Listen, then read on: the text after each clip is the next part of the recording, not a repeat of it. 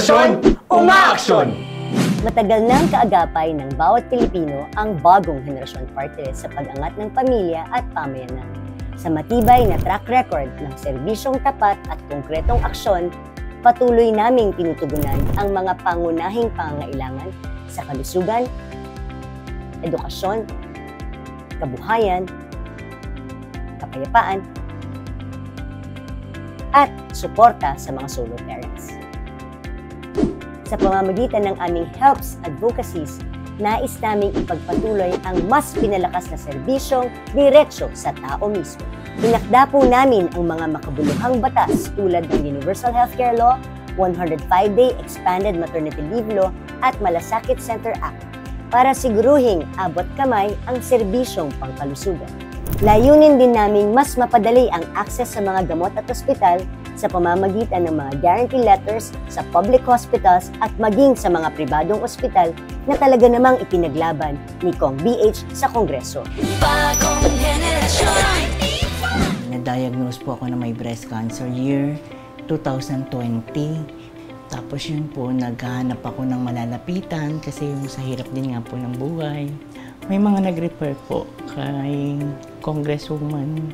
Magaling na po ako sa laban ko ng cancer. Kakampi ko po si Kong BH, yung bagong henerasyon. Malaking tulong po, nagpapasalamat po talaga ako sa lahat ng tulong na ibinigay po sa akin. Maraming salamat po. Bagong henerasyon. Isang magandang balita. Dahil sa inisyatibo ng Bagong Henerasyon Party List, tumatanggap na rin ng guarantee letters ang mga private drugstores tulad ng Mercury Drug, Rose Pharmacy at The Generics Pharmacy. Pati na rin ang rehabilitation para sa mga batang may learning disabilities ay pasok na sa guarantee letter mechanism. Sa tingin ko, kung hindi siya inilapitan ko, hindi magiging ganito yung resulta. So dahil kilala namin siya na talagang aksyonera siya, siya talaga yung nilapitan namin. Bukod dito, may mga programa rin tayo tulad ng medical at hospital assistance, medical missions, at distribution ng vitamins and wheelchairs. Bagong henerasyon. Sa edukadong kabataan, nakasalalay ang pag-unlad ng bayan. Itinulak ng Bagong Henerasyon Party List ang Universal Access to Quality Tertiary Education Act and Free Internet Access in Public Places para gawing mas abot kamay ang edukasyon para sa lahat. Kaya po tayo nagpasa ng batas sa Kongreso. Gusto ko itong SUF para lamang sa free wifi. Ano po bang batas ang nagsasabi? Yung cash na para sa free wifi, pwede munang hiramin ng national government para gastusin sa ibang bagay nang hindi nagpapaalam or walang proper documentation.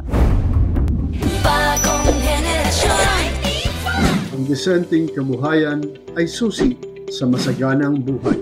Sa pamamagitan ng mga livelihood projects ng Bagong Henerasyon Party List tulad ng Bike Hanap Buhay, microfinancing at entrepreneurship seminars, libo-libo na ang nabigyan ng bagong pag-asa. Marami rin tayong nabigyan ng pag-asang pangkabuhayan sa pakikipagtulungan sa serbisyong bayanihan ng UNTV. Nagmamasahe na po ako nung time na nag-aral ako kay Ma'am BH. Thank you for chance na binigyan niya ako ng pagkakataon para magkaroon na ng license. Yun po yung ginamit ko, yung naging unang hakbang ko para marating ko at nakapagpaaral ako sa aking mga anak. Bagong henerasyon. Pag may katahimikan, may pag-unlad. Isinusulong namin ang Nationwide Curfew Act at Expanded Anti-Violence Against Women and Their Children Law para sa mas ligtas na komunidad. Kasama rin dito ang mga inisyatibo tulad ng relief operations, calamity assistance, tree planting, at iba pang proyektong nagtutulak ng kaayusan sa ating mga komunidad. Bagong henerasyon.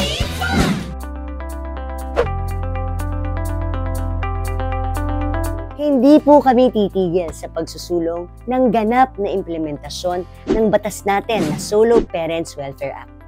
Ipinaglaban po natin ang sapat na suporta at proteksyon para sa bawat solo parent ng ating bansa.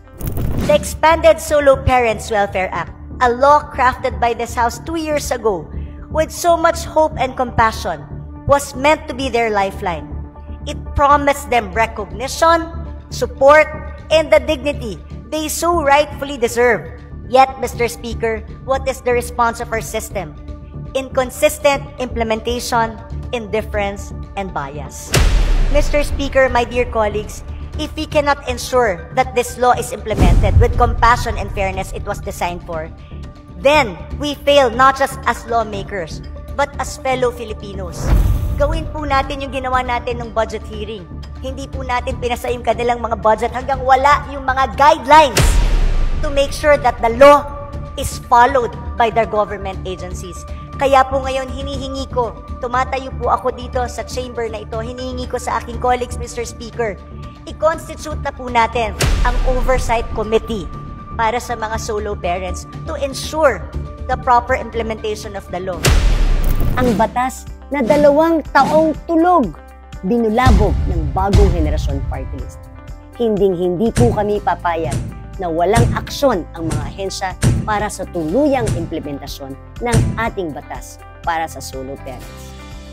Current law, hanggang ngayon po, wala pa po yung guidelines para doon sa discounts for infant formula and medicines. Asa na po ito? So we're 2 years delayed.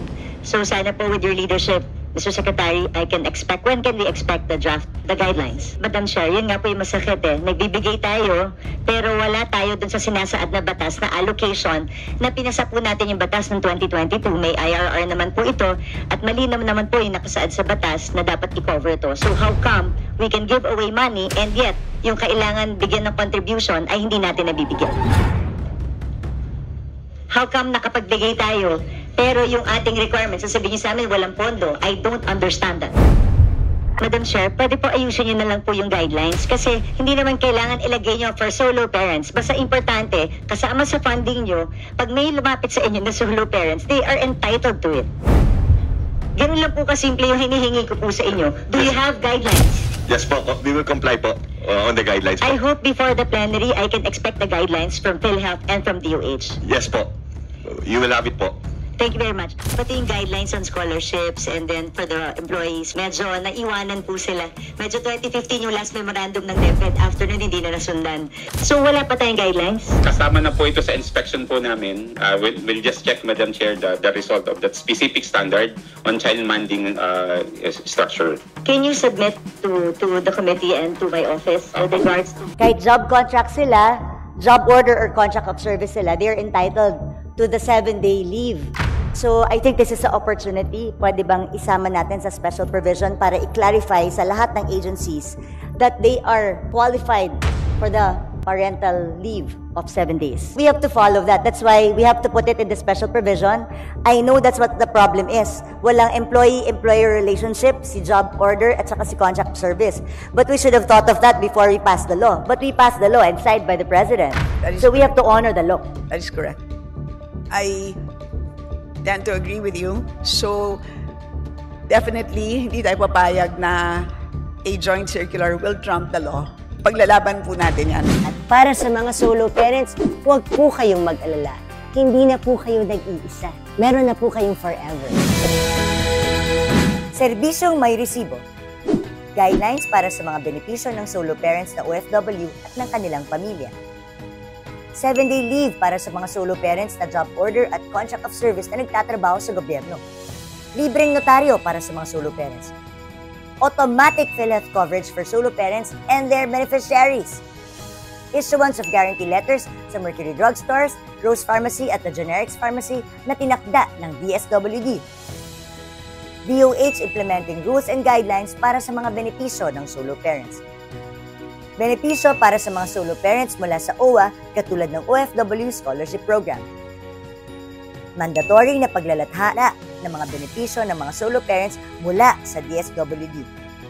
Pagsisiguro na ang DepEd ay may guidelines para sa scholarship na nararapat para sa mga anak ng solo parents. Guidelines mula sa DOLE na nagsasaad ng karapatan ng mga solo parents bilang empleyado. Pagsusulong na mailabas ang guidelines at maipatupad ng DOH ang 10% discount at VAT exemption para sa mga purchase commodities ng solo parents gaya ng infant formula, diaper, gamot, at iba pa na para 6 years old and below na mga anak ng solo parents. Kinalampag ang DILG para bantayan lahat ng LGU sa implementasyon ng solo parent law. Pagbibigay prioridad para sa pabahay ng mga solo parents mula sa Department of Human Settlements and Urban Development or DSUD. Full implementation ng scholarships mula sa CHED para sa solo parents ayon sa RA 11861 o para sa kanilang mga anak. Pagsusulong na maitatag ng DOLE ang child minding centers para sa mga solo parents. Para matiyak na kasama natin sa pag-angat ang mga solo parents, tuloy-tuloy ang ating suporta at matapang na pakikipaglaban sa mga batas na nararapat para sa kanilang proteksyon, kapakanan at kinabukasan. Di nyo man po ako araw-araw na nakikita. Rest assured, araw-araw pinaglalaban ko po ang ating bayan. Ating iaangat, buong bansa ay uunlad. Bagong henerasyon. Ang Bagong Henerasyon Party List po ay nananatiling tapat sa ating atikaing maglingkod sa bawat pamilyang Pilipino. Sama-sama nating itaguyod ang isang mas maayos at masaganang kinabukasan para sa lahat. Sama-sama nating iangat ang pamilya, solo parents at iba pa. Bagong Henerasyon, umaaksyon! Bagong henerasyon.